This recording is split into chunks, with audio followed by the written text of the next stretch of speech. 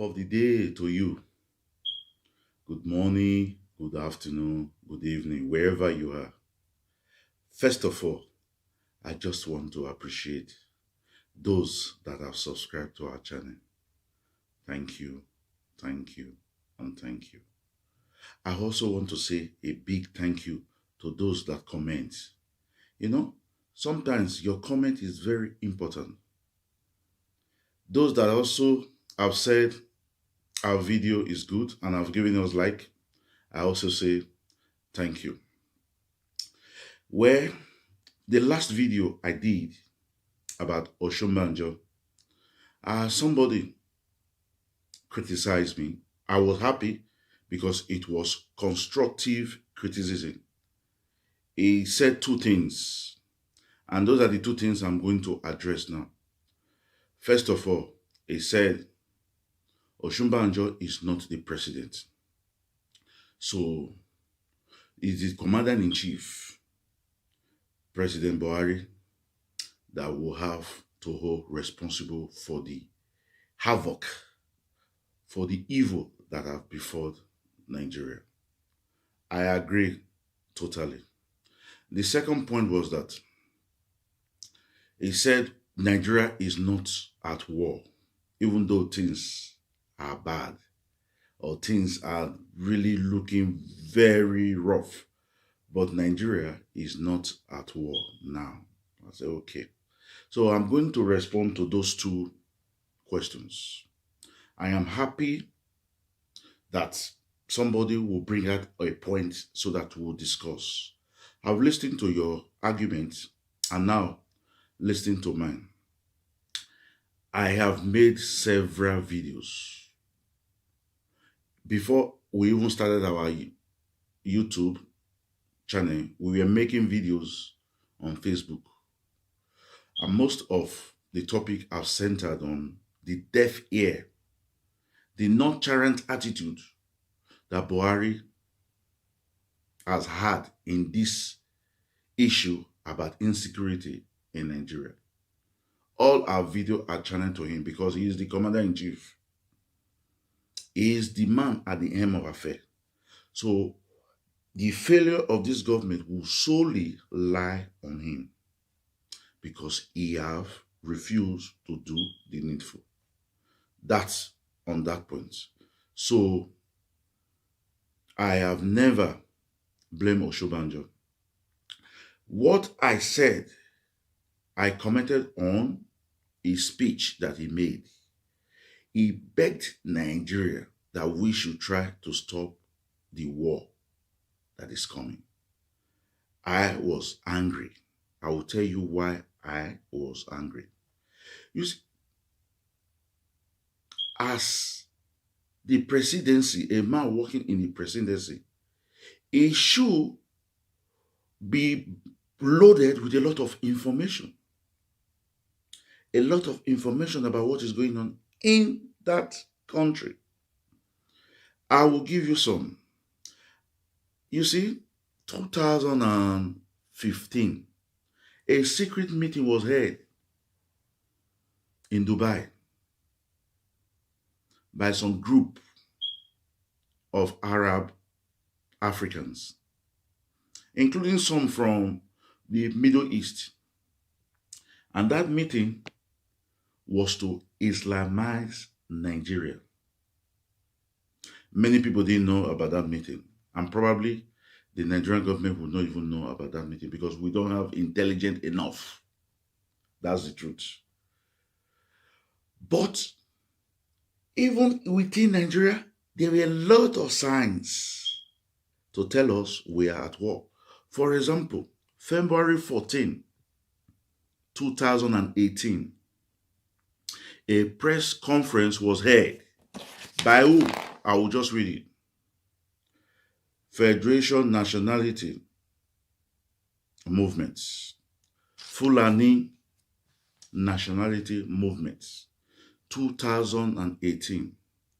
That press conference came out because a lot of regions, a lot of governors rejected the Ruga. So they now came out with a press conference. It's on national TV. It's everywhere. And the press conference was a warning to Nigeria.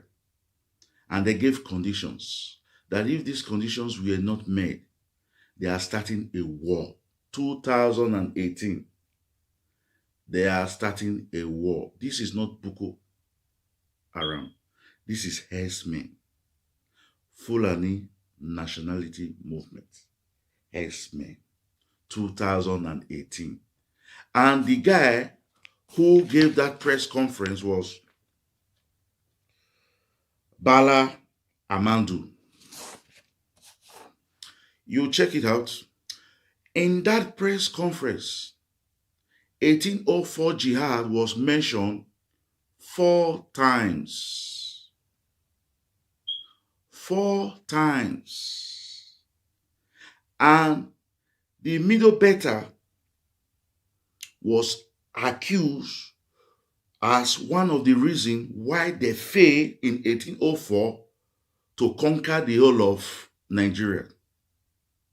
So they were going to lash terror in the teeth.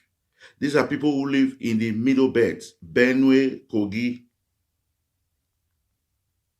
And if you watch what is going on lately, a lot of IDP camps have been attacked this year alone, twice in Benue State. I think last year, more than twice or three. These are people that have been displaced out of their own home. They now find a place for them. They are also going there to attack them. And you say this is not war. So 2018 was when the Fulani Nationality Movement declared war on Nigeria. That is for that.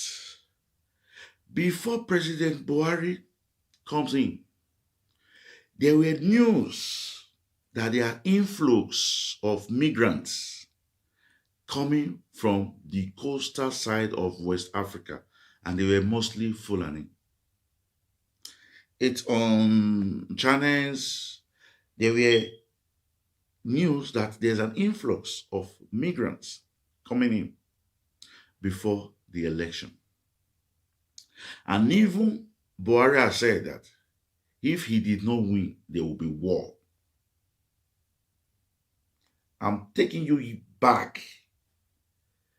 We also heard that Jonathan said that he was the government in power. He could well have said, no, I am going nowhere. He will start to fight to stay in power. But he said, Jonathan said, one single blood is not worth his staying in power. Because of that one, he gently just step away so that there will not be war. So even before Oshomanjo comes in, there have been that threat about war. Buhari came in, fine. Even up till now, he has not tagged the Boko Haram terrorist group.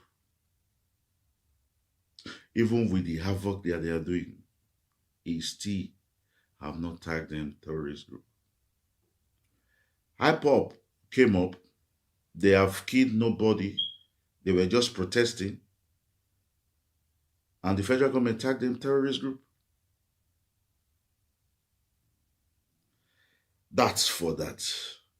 Do you know that when the NSAS protests came up, there were a lot of Nigerians who were rich, musicians, celebrity, were financing the protest. People were cooking, eating. It was a peaceful protest until the hoodlums came in and spoiled the whole thing. Do you know that CBN blocked the accounts of many top artists, activists who were supporting the NSAS protest. Their accounts were frozen. Boko Haram is using trillions of money, trillions of naira to buy arms. And these arms, the circulation of the currency goes out and arms comes in. How is it that the CBN is not aware that such a transaction, an evil transaction is going on, to be able to block this merchandise that are supplying arms into Nigeria? Why? That's a question that I am leaving for you to answer.